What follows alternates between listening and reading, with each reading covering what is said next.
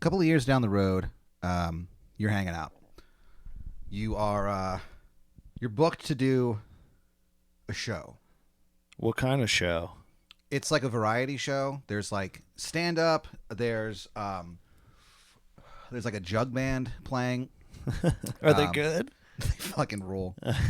Yeah, they're actually they're seen as like Austin's. People say like, man, I haven't seen a jug band this good since the days of Mort Collins. Safe to say, this is a really good lineup. Very good lineup. The jug band, they're called Nice Jugs, and it's like a family, the Jug family. Yeah, and they all play different jugs. You know, they like the hoo, boo, boo stuff. I love it. The leader of the Jug family is a guy named Aloysius Jugs. Aloysius. Yeah. Okay. He's the patriarch of the Jugs. There's like he kind of like handles like the lead stuff. Yeah. The main melody. Right. Of the pieces. His wife Melinda sings harmony or does the harmony part. Of the Okay. Jugs. Yeah. She's not a fan of the name. She doesn't like big jugs. No, she's like, look, I get it. Like we've had that name for years. Yeah. We can't change it. It's a family name. It's also the last name. Well, she didn't take her husband's last name. Oh, yeah. So there's also kind of a point. What's her maiden name? Skolman. Skolman. Melissa Skolman. Melissa Skolman. But like on stage, she's Melissa Jugs. Melissa Jugs, right. In all honesty, if their fans found out that she never actually took her husband's last name, People would be pissed off. they'd be weirded out. Yeah. Because like, you know, we go to this, people go to watch the Jug family play because it's a family band. Yeah. You know? And they say their last name's Jugs, and they're starting to find out that maybe that's not the case. I think it would honestly probably destroy their careers. It would be career suicide. That's a real fucking shame. It is, because she really just has a problem with this name. Yeah. So she does the harmony. The bass Jug is played by Big Rick, their son. Okay. Big Rick Jugs.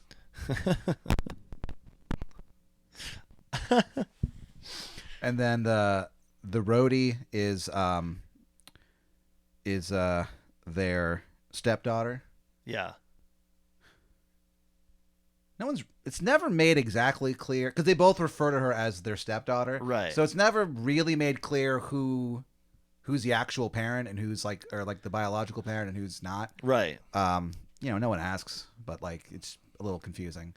Nonetheless, they're a tight family on stage. They're a tight family. And I'm going to be performing with them. You're performing with them. There's a guy who just juggles dildos. What's his name? The amazing Dilbert. The amazing Dilbert. He doesn't just do. Is Scott dildos, Adams pissed about this? Isn't that his name? Yeah, Scott Adams is not happy. Yeah. The amazing Dilbert. His masterpiece is now a man juggling dildos on stage. Yeah, I mean it's part of what he does. He juggles other things On lineups with big jugs. with Nice Jugs and Nice Danny Jugs. and Danny Goodwin. And then there's also at the end of it they're gonna show Cool Runnings. Okay. So it's kind of a cool variety show. They got something for everybody. Something for everyone. Yeah. So you go there. You're performing at this kind of like an odd part of town. Okay. It's called Sawville. Oh, no. Sawville is somewhat isolated part of Austin. Yeah, where yeah, like yeah. the outside world, it's like always 1930s. You know what I mean? Right. And like when you go there, like the locals just stare at you openly. Yeah. Sometimes they'll walk up to you to stare at you. Then they don't even try to hide it. Because, like, again, not a lot of stuff happens. No. There's not a lot of outsiders who come in. Yeah. And so, but, like, people are trying to change that. They're starting, like, a comedy night at a Domino's Pizza in Sawville. Yeah. It's that's a variety show that you're doing. It's hosted by Derek Kopswa, Oh, nice. former Domino's employee. Right. He's like, "Yep, I'm pop." Like the video that he makes advertising it, because he was a pizza delivery boy there for so long that like the video is like a camera like from very far away sped up, like so it's like almost like the point of view of someone walking to a Domino's. Okay. And they open the door and like Derek's standing there and he just goes, "Papa's home, bitch." Then it's like Derek Kopswa's Comedy Variety Hour. Did somebody call the Dominoes? They did, dude. And it's and honestly, like, it is a pretty good show. Yeah. The locals are a little weirded out by it, so it's mostly from people from outside Okay. who come in to watch it. The locals kind of shun it. Friday night also is a night where they so every Friday in Sawville, the locals they have like kind of their own superstitions and possibly even own religions. What they do is they go to the town square where there's a scarecrow. Yeah. And they take the scarecrow down off it, and they call it the Scarecrow's Day of Rest. And what they do is they take just someone, usually lately it's just been the town drunk, and they'll actually put him in place of where the scarecrow was, almost like he's being crucified. You know what I mean? He's like hung up there and stuff. Yeah. So for Friday night, he takes the place of the scarecrow. So they're doing that ceremony while you guys are doing your variety show. So they don't really pay you guys much mind. Yeah. So you go there. Derek's hosting the show. He goes up. Does someone call the cops? Well, the whole crowd goes wee-oo, wee-oo in response. The Derek heads are out in full. Oh, yeah. So that seems like my kind of crowd. So Derek Kopswa goes up and fucking kills it. Right. He brings up nice jugs. How do they do? Amazing. They're Yeah. really good, dude. Yeah, they do that national anthem song by Radiohead. They do their version of it. Damn, that actually would be pretty cool. But it's like on jugs. But it's on jugs, so it's like I actually can see that being really fucking and like when good. they get to like the middle where like the horns come in, they get intense. Like they start going crazy. Yeah, that's really good. Yeah, so like you're watching it and you are like, holy shit. And so you go up after them and you go up and you're like like the first thing you say, you're like, "What's up, guys?" And you go, "Bo, how about nice jugs?" And then everyone like goes, "Yeah!" And like they actually like clap so hard. Yeah, they clap so hard that your hat gets like blown off. And like this is a few years down the road. You have a very prominent bald spot that you cover up with a hat, and you have a different hat every day of the week. I like that. You're very into hats by this point. Yeah. And so you're just. I kind of feel like that turn's coming soon. You know, and you have I'm rocking one right now. A brutal bald spot. So everyone sees that and they all start like going even more crazy. Think it's part of the act, and you're like, "Yeah, definitely." And then you get it back quickly, and your face is beat fucking red. Oh, that sucks. From that point out, dude, it's like the set of your life. You have them in the palm of your fucking hands. I love that. You just crush. You're like, "All right, guys, thank you, good night." Bringing up your next act. Here comes Wondrous Greg. Okay. Wondrous Greg is. So I did pretty well. Yeah. You bring up the next act. He's like a magician. Like you get off stage and like you watch, and like the first thing he does is he goes on stage and he's like, "All right," and then he goes like, "Hey gang, got any change?" And he like bumps the side of his head, and like a torrent of coins come out of his other ear for like 7 minutes. Everyone just watches. Not a word is spoken. So you're like, ooh. So you walk outside. Damn. And you're feeling. Just kind of hoping that we get a better reaction. Dead silence. So you kind of like sit there and watch for a few minutes as the coins just start just getting bigger and bigger and bigger. And you're like, all right. And so like you walk outside and like raising up to the yeah. And so you're like you go outside and you're like, man, that was a really fucking good set. And to be honest, like, you needed it. Yeah. You needed to win. Yeah, I needed the win. And you kind of needed the money, too. Right. Yeah, I could feel it. Derek Kopswa, he's paying each act $350. Not bad. The source of his income is not known. Domino's isn't, shelling out. I mean, who knows? I mean, he doesn't work for Domino's anymore. That's and true. And when you're like, are you sure you're going to pay me this much? He's like, yeah. It doesn't matter. Are you kidding me? And you're like, all right. Doesn't matter. So you take the money. Cash, right? Cold. Hard. Cash. Like a brick. It's like a brick of 20s. Yeah. That's sick. And you kind of look at it and you're kind of like, man, I really needed this because money has been a little bit tight since everything went down. What happened? Your girlfriend's dead? Oh, no. It was... what happened? So you guys are celebrating Valentine's Day. Okay. You were like, let's go skiing, babe. And she's like, yeah, I mean, I don't know. Like, I kind of wanted to, like, maybe go to the beach or something for Halloween. And you're like, here's the thing. I already booked the trip. She's like, okay. So you guys go skiing.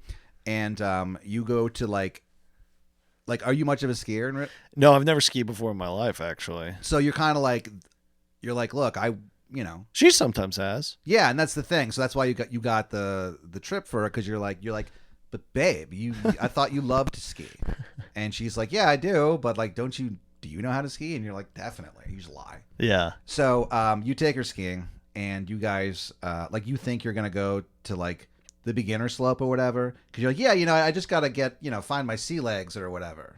You just keep because like you feel like she's not gonna accept for some reason. You feel like she won't accept you as a man if she knew you've never gone skiing. Yeah. Like she would just look at that as being fundamentally absurd. Right. And so you're like, kind of like, all right, like I need to do well. Yeah. And so you're like, all right, let's go to the beginner slope. You're like, babe, I just got to get my sea legs back. And she's like, okay. And so you misread the sign and you actually get on a ski lift that brings you up a mountain called Death Slope. Yeah. And it goes like several miles in the air. And you're like really freaked out. And so when you get to the top of it, like you're about to kind of like get to the part where you go like, all right, let's do this. And like as you start to move, you accidentally like knock her out of it and she just falls like 4 miles through the air. No. And you're like, uh-oh. And then you just like stay on the ski lift and just it's about a half-hour trip back down and you're just sitting there in like stunned silence. I'm kind of worried about ski lifts. Like it feels like that could very easily happen. And you hear her go like, God damn it, Danny. Fuck. She's like, this isn't over. This isn't over. So so you're being like sued by your family and stuff. Like they should sue me. That sucks. They're pretty upset with you. I'm upset too. So you get the money and like you're like I have to pay half of this to her family. But it sounds like I just went uh-oh. You were so shocked that you just said that and then you were just like, ooh, yikes. Yeah. And so that's not good. Not good at all. No. And so you take the money and like you're feeling pretty good, and you get in your car and you start driving back home from soft film. Yeah. And you're thinking about the set and you're kind of taking notes in your head. You're like, you're trying some new stuff. You're kind of moving some stuff around. Right. So you're kind of like doing the postmortem in your head. And you kind of like look up and your car just eats shit. It slips on a banana peel and crashes into a wall. Yeah. You come to. Okay. You're in like an all white space. Yeah. A room without walls. Oh no. It's sort of like did you watch that show? Did you watch that Invincible show? No. Okay, well there's a scene where they go to like an all white space where there's like no visible light anywhere. Yeah. It's kind of like that. And so you're in this all white space, this room without walls, and you're kind of like, all right. And you look down at yourself and like you're wearing your clothing, but you're not standing on anything. Yeah. It's all white everywhere. Just open space. Nothing physical. Okay. So you're like, the hell? And then you hear this like drip, drip, drip. And you look down and you see like a small pool of like blood. Oh. Kind of like going between your legs from a source from behind. And you turn around. And standing there is this guy. He is 9 feet tall. He is dressed like a clown. He's got like a clown nose, you know? Yeah. He's got a clown nose. He's holding a balloon, and the balloon has your face on it. Fuck me. And he goes, "Hello, Danny. It's me, Dreamy Dan, ruler of the dreamscape." And he goes, "Make sure to win that trophy." The balloon pops. You wake up. You're like, what the fuck? You were in a coma for like about a week. Okay. And so you kind of come to and you're like, well, that was, fucking weird or whatever. And everyone's like, oh my God, Danny, you're okay. Like everyone's like really happy. Yeah. And so you decide like, all right, like they're like, we're going to give you a ride home. And you say like really loudly, because you were in a coma for a week. So you haven't learned how to like modulate your voice again. It'll like take you a little while. Yeah. So like people go like, oh, I'll give you a ride home. And then you just say really loudly, like, I have slept long enough. And you start like walking. And then like you're just like, that didn't make any sense. You're just kind of like annoyed at yourself for saying that. Because it just doesn't really make sense. I walked home instead of get the ride. Because you're like, look, I've been in this bed. It's time for me to fucking move. That makes sense, actually. So you start walking towards home. Yeah. And you didn't really notice how late it is. Mm-hmm. It's dark. Austin is a very dark city. There's not a lot of lights. No. It's fucking weird. So you're walking down this street. You realize you've never like been on this street before. I guess it's a part of town that I don't know. You just don't recognize it at all. Yeah. And you're noticing that like it's becoming more like rural. Mm-hmm. And before you realize it, you're like, am I fucking lost? Like, where am I? There's like no buildings. There's just like the road, and then there's like the sidewalk. Yeah. From behind you, you kind of like hear like a vehicle approaching. You kind of like turn, and it's a bus. Okay. And you know how the bus can like, or buses, they have those like electronic lights that can light up. Yeah. Or whatever. They say stuff. And it says, "Hello, Danny." The bus pulls up to you, and the door opens. It's like, yeah, all this like fucking like smoke. Fog. Yeah. Like, fog comes out. There's like some like laser lights inside, like it's a yeah. And sitting there rather is this like guy. Yeah. It's got like a wispy mustache. Right. There is a raven on his shoulder. Yeah. I know this guy. With the most sensuous eyes you've ever seen in your life. Yeah. You look into this green-eyed fucking raven, and like for a second you forget the eyes belong to a bird. Right. For a second you think like, that's a man. Yeah, like that's a person. That's definitely like a person. And so the guy there, he's wearing a name tag that says J. Crow. J. Crow. And he goes, "Hello, Danny. My name is J. Crow, and welcome to the bus with no name. Need a ride?" Yes, I do. Do you get on? Yeah, I get on. You get on the bus with no name, and like you sit down, and like you're the only one in there. Right. And he goes like, "Where to?" And like you give him your address, and he's like, "Oh, that is a ways from here. How'd you get all the way out here, partner?" I got into a car accident. I was in a coma for about a week, and I told my friends I could walk home, but I honestly really did need the ride, so I'm glad you're here. He goes, "No problem." He goes, "Man, we're going to get there on time, right?" He goes, "Absolutely." He goes, "I've been in a coma." What? It's like, I know what it's like, man. And so he starts to like drive, and as he's driving, he's like, ooh, I just remembered. I do need to make a stop. Yeah, I've heard this one before. And you're like, I guess. And then he like pushes like a red button. Yeah.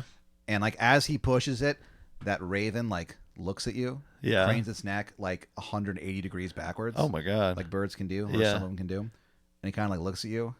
Those green eyes. Yeah. Like it winks at you. And you're like a shiver goes down your spine. Right. But a shiver with heat. Hot shivers. Hot shiver. So he pushes the red button, and then suddenly everything around you goes like topsy-turvy. It turns into like a wormhole, and everything's like, whoa! There's a bright flash of light. Yeah. And suddenly you are in like colonial Boston. Okay. He's like, all right, well, traveled through time. I'm going to go ahead. I got to go talk to somebody real quick. There's this like, this girl that I'm seeing here. So, What the hell? I'm trying to get home. he goes, we'll get you home. Why am I in colonial Boston? He goes, I had to make a stop. He goes, look, we'll go back forward in time and you'll get there. What time did you want? You wanted to get there, what, 2 minutes from now? Yeah. You'll be there 2 minutes from now in the future. Okay? Okay. He's like, just, he looks at you. He goes, honestly, he goes, look, I get it. I'd be annoyed too. But then he like, suddenly he's wearing like sunglasses. Yeah. And he like lowers the sunglasses to like look over like the top of him at you. He goes, if you knew it was waiting for me here. Whoa. He goes, and he just like nods very enthusiastically. Oh my God. And like the bird starts nodding very enthusiastically. And he goes, all right, well, yeah. See you in a few. Yeah. He gets off the bus. What do you do? And you see him like just run. You just see him run away. Are there red coats around? There's like people like, yeah, there's like definitely you're like by like a harbor. I go up to the toughest red coat Yeah. I see, and I go, fuck you, man. I fucking hate you.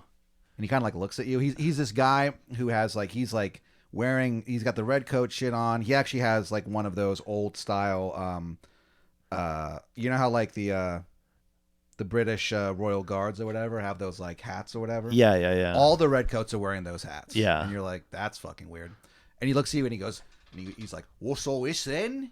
I said, fuck you. And he goes, I'm not afraid of you. I'm from the future. I know how this ends. and he kind of looks at you and his like eyes turn black and he goes, what are you talking about, mate? We're going to kick your fucking ass in 1776. I don't know if you know that, but I do. And he goes, So fuck you. and he goes, huh? And then suddenly like these like guys kind of like walk up behind you and they grab you. Yeah. And they're like, and they say to the red coat, don't worry, he's just had a few, like whatever. Wait, what the hell? Yeah, they definitely play it off. But Yeah. they play it, but what's weird is these guys all have easily the worst Boston accents that you've ever heard in your fucking life. Yeah. So they come up and they're like, don't mind him. He's just had a couple to drink. He's just had some beer. Don't worry about it. And then you're kind of like, what? And then the red coat like walks away and looks at you and he goes like, what are you doing? You got a death wish or something? And he's like, what are you doing here in this rod? Jake Rowe, he dropped me off. And they're like, huh. And then kind of like one of them looks at you and he goes like, you know what's weird? But of course he says in that awful accent. Now it's way. He goes, you know what's weird, kid? He goes like, your accent sounds wicked weird to me, pal. He's like, he goes like, how do we know you're really on our side? And you're like, you don't really know what to say. Yeah. And then one of them looks at you and he goes, we could have another Benedict Arnold on our hands. Yeah. And you're like kind of freaked out. Yeah. And one of them goes on to say to you, he's like, if you're really one of us, you'll help us dump all this tea into the harbor. I'll do it. I'll dump the tea.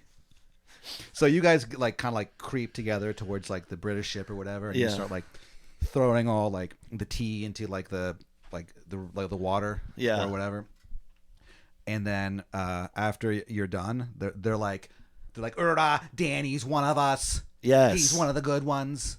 And then they high five you and stuff. And then one of them's like, "But Danny, could you explain to me the significance of us getting rid of that tea?" No, not really. I mean, we don't want it taxed, right? We don't want to pay the taxes on it. Yeah. So good. I'm glad it's gone. And they're like, "Oh." And you kind of realize like no one's sure whose idea it was to get rid of all that tea. So they're all just like, "All right." And then they're like, "Thank you, Danny, I guess." And then they like just kind of like all walk away. Dreamy Dan said I need a trophy. Yeah. And so you kind of like think of that. I honestly am thinking about that right now. I'm like, what could get me close to that in this moment? So because I don't think these fake Bostonites. Fake. Yeah, they're not. They have Boston accents.